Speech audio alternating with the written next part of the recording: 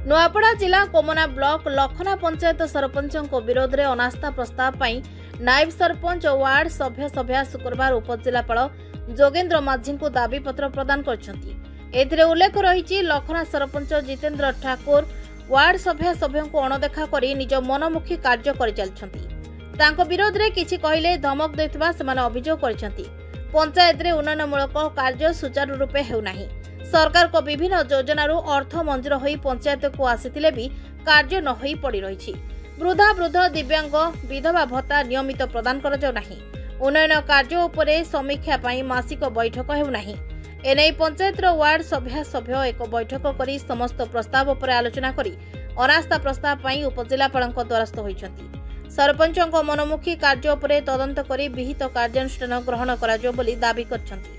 अभियोग अनुसार तदंत करी पदक्षेप नियाजो बोली उपजिलापाल माझी प्रतिश्रुति दैछंती एही समय रे नायब सरपंच पद्मिनी सुनानी वार्ड सभ्य हेमलता दास सबीर हुसैन गोकुल बरिहा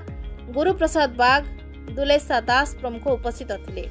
नुआपड़ारू सुरेश दंडसेना रिपोर्ट ना ओडिशा।